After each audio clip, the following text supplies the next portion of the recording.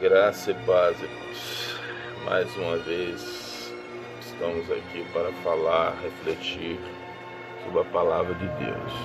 Eu quero meditar com os irmãos aqui na palavra, que eu acho uma palavra muito bonita, e fazer uma reflexão com os irmãos. Segunda Epístola de Paulo aos Coríntios, capítulo 12. Vamos ver a partir do versículo 7, vamos ler até o 10, diz assim: E para que me não exaltasse pela excelência das revelações, foi-me dado um espinho na carne, a saber, um mensageiro de Satanás, para me esbofetear, a fim de me não exaltar. Acerca da qual 3 vezes orei ao Senhor para que se desviasse de mim. E disse-me: A minha graça te basta, porque o meu poder se aperfeiçoa na fraqueza. De boa mente, pois, me gloriarei nas minhas fraquezas, para que em mim habite o poder de Cristo.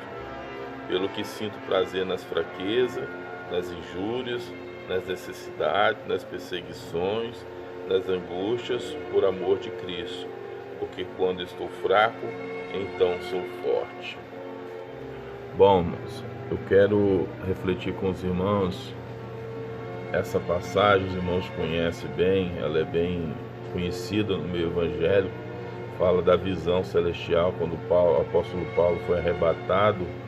Ele não soube precisar se foi no seu corpo ou fora do corpo. A gente acredita que esses tipos de arrebatamento costumam acontecer em espírito, mas ele nem disse que era ele mesmo, devido à experiência que ele teve, que ele aprendeu com essa fase da vida dele, né?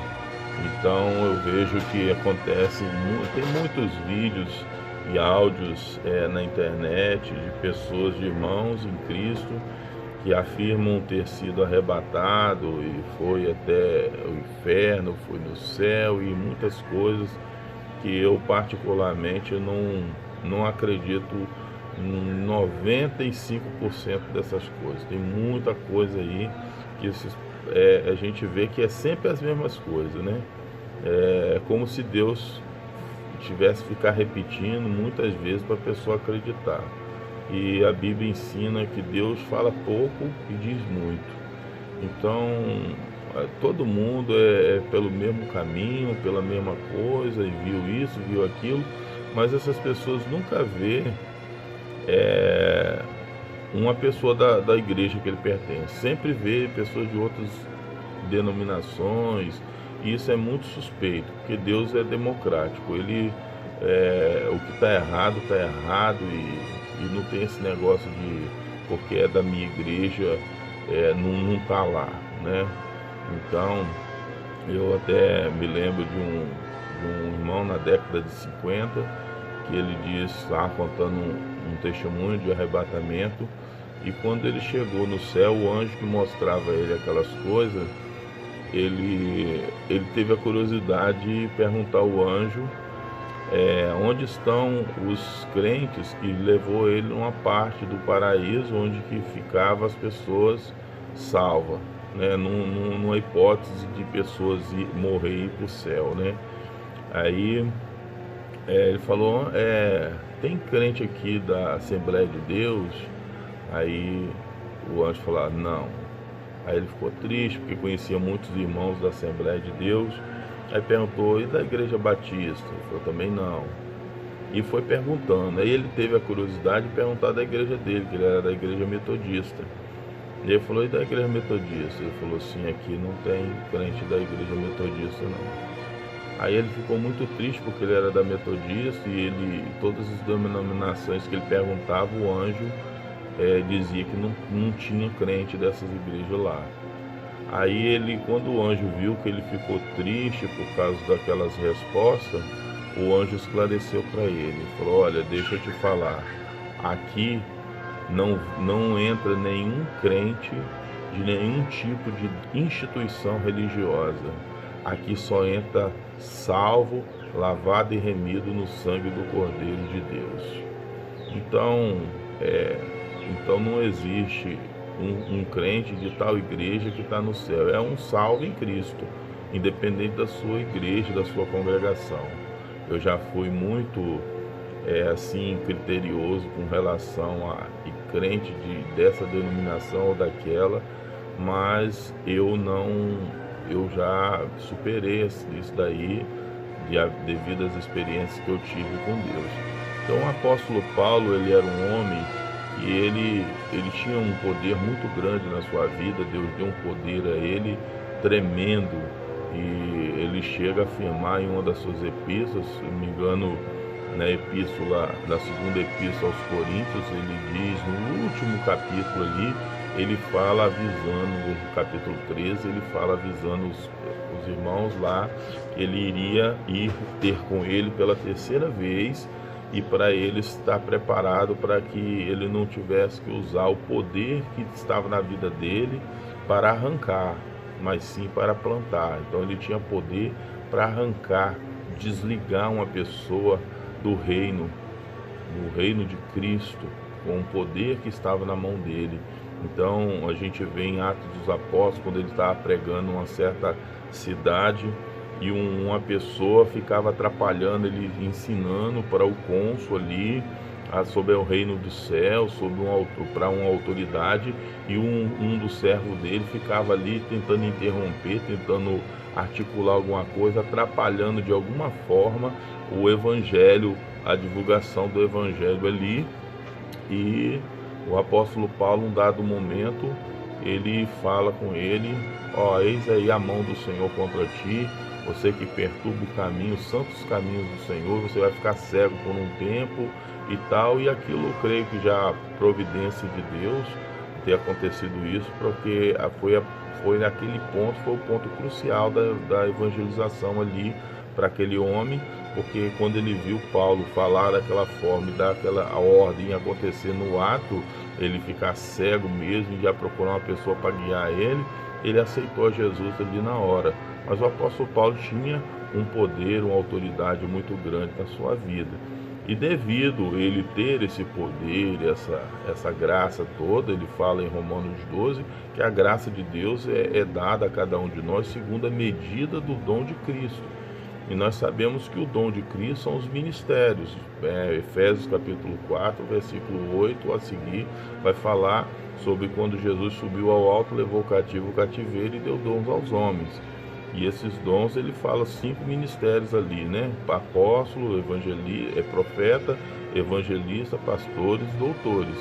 São 5 ministérios. Em 1 Coríntios 12 ele fala que há vários ministérios, mas o Senhor é o mesmo. Então quem é o Senhor do ministério é o Senhor Jesus, que nós conhecemos que só há um Senhor, só há um Deus, só há um Senhor, só há um Espírito, só há um batismo e assim por diante. Então o Senhor é o Senhor Jesus que deu o dom ministerial.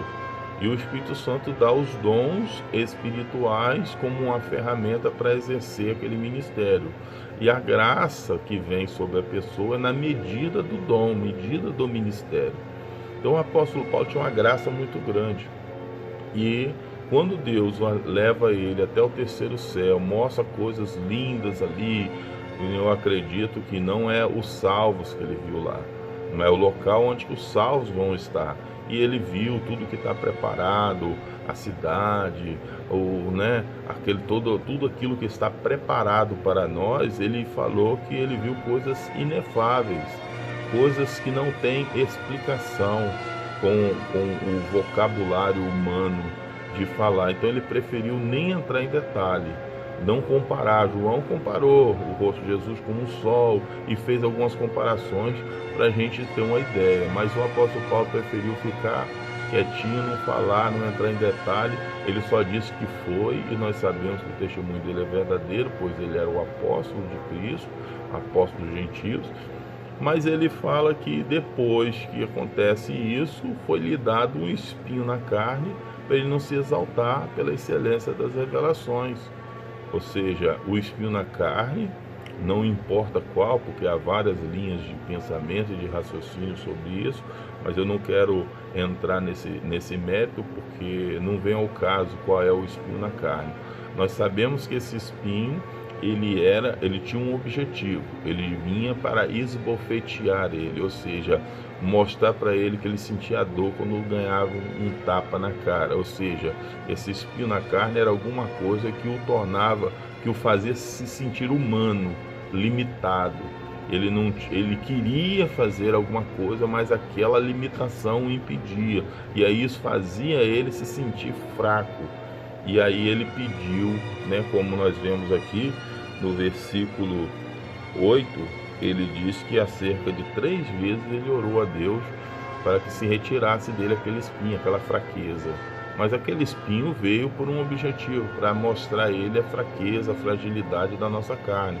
Em Romanos capítulo 7, ele fala que quando ele queria fazer o bem, a vontade de Deus, o pecado estava ali. Mas o pecado que ele não queria pecar, ele estava sempre fazendo. Ele diz, o querer está em mim, mas não consigo realizar a obra. Então, ele achou essa lei, uma lei dentro dele, que tinha prazer na vontade de Deus, nas coisas de Deus, mas tinha uma outra lei, a lei dos membros do corpo físico, que o prendia debaixo de um jugo de servidão, de pecado ali, pela natureza humana.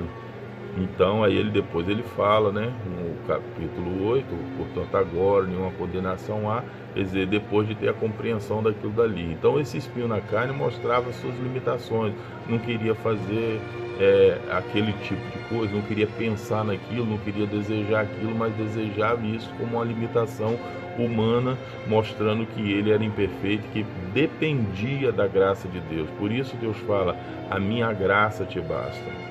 Basta a graça de Deus para nós se sentir bem com Deus e entender que sempre vamos precisar de se humilhar diante de Deus, porque sem a graça de Deus nós não somos nada.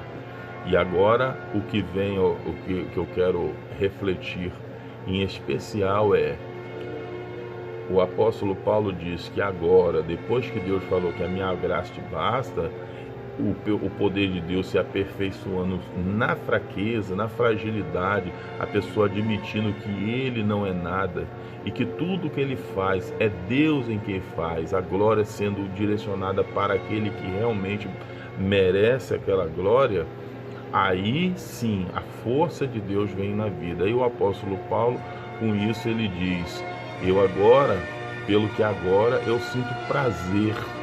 Quer dizer, eu me sinto feliz, alegre quando eu estou em tribulação, quando eu estou em angústia, em necessidade, em perseguição, em injúria, porque é aqui que o poder de Deus se aperfeiçoa.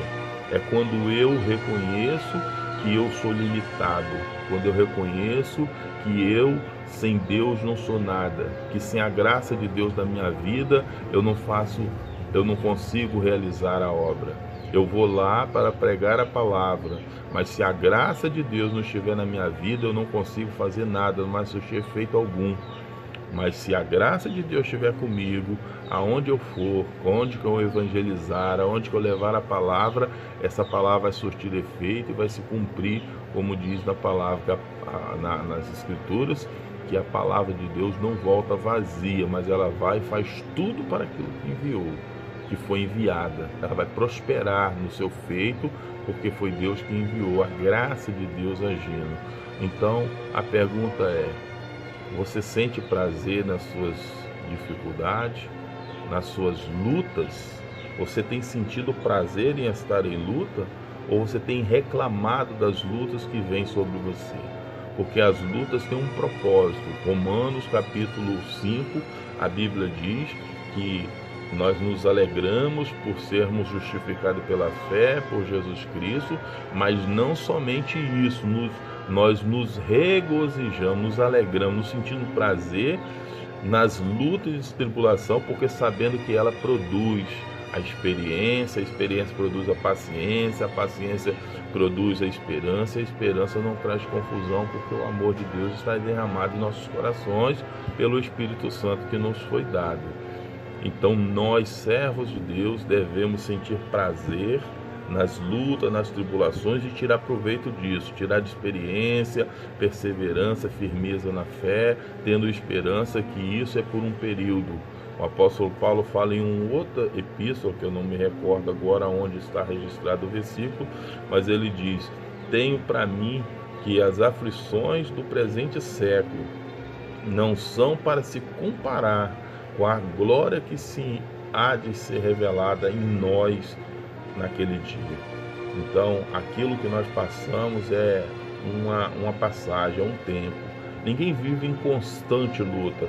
A pessoa vive por um período, passa uma dificuldade, daqui a pouco Deus dá a vitória, a pessoa se ergue, se recompõe, daqui a pouco vem uma outra dificuldade, enfrenta outra dificuldade, e assim vai de lutas em lutas, aumentando a sua fé, aumentando a sua firmeza, tendo experiências com Deus, para que ele possa ter mais confiança ainda, e a sua fé sendo exercitada, ela vai chegar em fulgor, em louvor diante de Deus, como o apóstolo Pedro diz, né, no seu primeiro capítulo, lá na primeira epístola de Pedro, capítulo 1, ele fala que a prova da nossa fé é muito mais preciosa do que o ouro que perece e é provado pelo fogo, ela vai se achar em louvor na revelação de Jesus Cristo. Então essa prova, essas dificuldades que nós passamos, elas são momentâneas, tem uns pontos de luta, a gente passa uma luta por um período, mas não 20 anos de luta. A gente passa uma luta, chega um período, a gente vence, aí vem uma outra, e daqui a pouco nós vence, e vem outra, e assim é a vida cristã. A luta é uma coisa comum, nós não podemos achar que é uma coisa estranha que está acontecendo, porque isso foi falado, o Senhor Jesus falou que no mundo nós ia ter aflição, mas era para nós ter bom ânimo, porque ele já tinha vencido o mundo. Então nós não temos que vencer mais nada, nós só temos que aguardar o momento da vitória, com paciência, com perseverança, buscando a Deus, apresentando a Deus, né, colocando diante do Senhor as nossas ansiedades. Então não fique triste, reclamando, queixoso da sua sorte, porque a luta é uma coisa comum na vida do cristão.